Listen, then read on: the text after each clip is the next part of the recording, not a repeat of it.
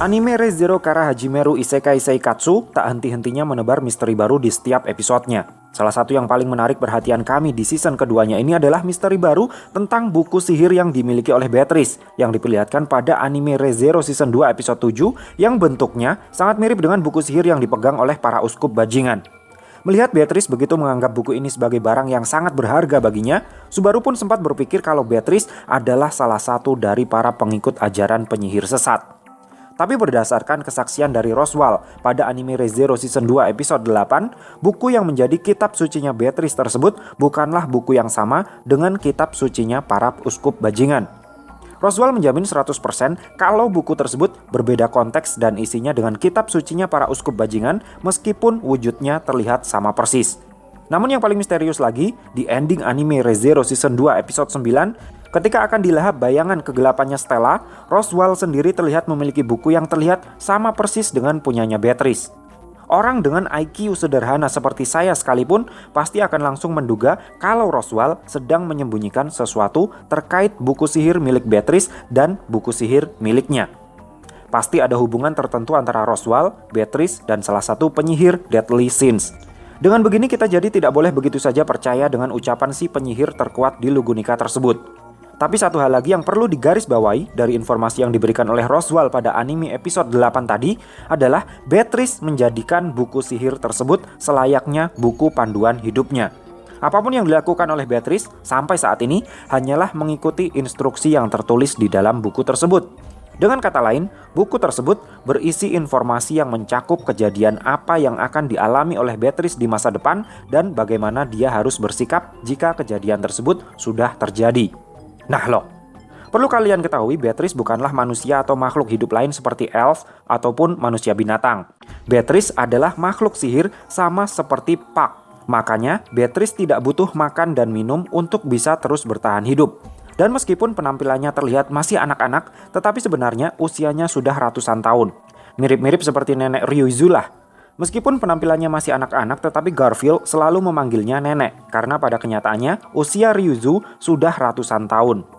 Dan ngomong-ngomong soal nenek Ryuzu, berdasarkan informasi dari anime Re:Zero season 2 episode 10, nenek Ryuzu ternyata juga adalah makhluk artificial buatannya Echidna. Nenek Ryuzu diciptakan oleh Echidna sebagai wadah untuk jiwa Echidna jika nanti si penyihir mati. Sayangnya, proyek Orochimarunya Echidna ini tidak berjalan mulus. Tubuh Ryuzu tidak bisa dipakai untuk bereinkarnasi dan jiwa Echidna sudah kadung lepas dari jasadnya gara-gara tewas dalam pertempuran antar penyihir. Nah, Ryuzu mau bercerita tentang Echidna kepada Subaru karena Subaru membawa sesuatu titipannya Echidna di dalam tubuhnya.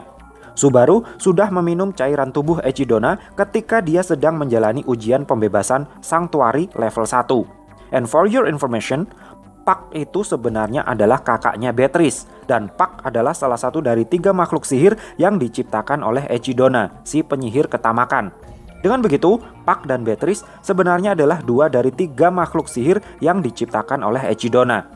Nah, dari informasi-informasi yang bundet ini, sebuah kesimpulan sederhana pun akhirnya bisa kita tarik. Beatrice, Puck, Roswaal, Emilia, dan juga Subaru terikat dalam satu benang merah yang sama dengan si penyihir ketamakan Echidna. Bagaimana hal itu bisa terjadi? Pertama-tama, sudah valid kalau Beatrice dan Puck adalah ciptaannya Echidna. Karena Beatrice memegang buku yang sama dengan Roswaal dan Beatrice juga tinggal di mansionnya Roswaal, maka sudah pasti Roswaal juga punya hubungan dengan Echidna tadi. Apalagi di episode 8, Roswaal bilang kepada Subaru kalau dia ingin mendapatkan informasi dari Beatrice, dia harus menggunakan kalimat "Roswaal menyuruhku bertanya" sebelum mengatakan sesuatu yang ingin dia tanyakan kepada Beatrice.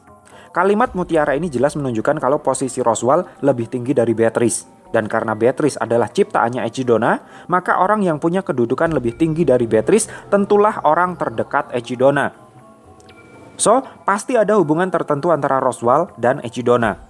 Lalu karena Puck juga diciptakan oleh Echidna, maka orang yang mengikat kontrak dengan Puck, yaitu Emilia, tentulah juga memiliki hubungan dengan Echidna. Karena tidak mungkin kalau Puck mau mengikat kontrak dengan Emilia kalau dirinya tidak memiliki hubungan apapun dengan Echidna. Terlebih lagi jika dilihat-lihat warna rambut Emilia dengan Echidna terlihat sama-sama putih. Rambut Emilia silver karena dia setengah elf, setengah manusia.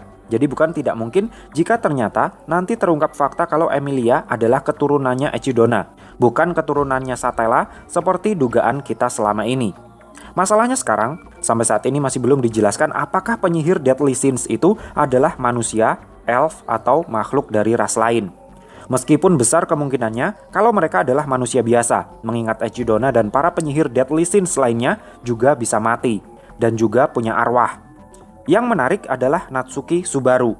Konon katanya, yang menariknya sampai ke negeri Isekai adalah kekuatan si penyihir kecemburuan, Stella. Namun di ending anime Re:Zero episode 10 kemarin, Beatrice bilang kalau Subaru adalah orang yang selama ini dia tunggu. Subaru adalah orang yang dimaksudkan di dalam buku sihirnya. Subaru adalah orang yang disiapkan oleh Echidna untuk membebas tugaskan Beatrice dari tugas menjaga perpustakaan terlarang. Yang jadi pertanyaan sekarang, kenapa Subaru? Jika Echidna memang menyiapkan Subaru untuk Beatrice, kenapa yang memanggil Subaru ke dunia Isekai justru Stella? Nah loh, makanya secara liar kami berpikir mungkin sekitar 400 tahun sebelumnya, ketika para penyihir masih hidup, terdapat perseteruan antara Echidna dengan Stella. Dan perseteruan tersebut terus berlanjut hingga ke masa sekarang, di mana Natsuki Subaru kini menjadi alasan keduanya untuk kembali berseteru. Nah, tadi kan sudah dijelaskan kalau Beatrice adalah makhluk sihir, sama seperti Puck. Itu artinya, sama dengan Puck, Beatrice juga bisa melakukan kontrak dengan manusia. Jadi, karena Beatrice bilang kalau Subaru ternyata adalah orang yang selama ini dia tunggu, maka bukan tidak mungkin kalau nantinya Beatrice juga akan mengikat sebuah kontrak dengan Subaru. Alhasil, Subaru yang sama sekali tidak memiliki kemampuan bertarung di dunia Isekai tersebut akan mendapatkan kekuatan baru setelah mengikat kontrak dengan Beatrice. Posisi Subaru akan menjadi sama dengan Emilia, sama-sama sebagai seorang pengguna sihir roh. Kami rasa sama halnya dengan nenek Ryuzu, Beatrice juga tiba-tiba bisa langsung percaya kalau Subaru adalah manusia pilihannya Echidna. Padahal dalam beberapa kali pertemuan mereka di Kastil Roswell sebelumnya, Beatrice dan Subaru selalu bertengkar seperti kucing dan anjing, adalah karena Subaru sudah meminum cairan tubuhnya Echidna. Subaru sudah membawa sesuatu yang menjadi bukti aktual kalau dirinya adalah utusan dari Echidna. Lalu bagaimana dengan Roswell? Apakah dia juga bukan seorang manusia? Apakah dia juga makhluk artificial ciptaannya Echidna? Kita akan membahasnya lagi dalam video Re:Zero Real Guenoe yang selanjutnya. So, ditunggu ya cah. Terima kasih sudah mampir ke channel kami. Jangan lupa like, share, dan subscribe jika menurut kalian video-video kami cukup menarik untuk ditonton. Sampai ketemu lagi dalam video kami yang berikutnya. And matur nuwun.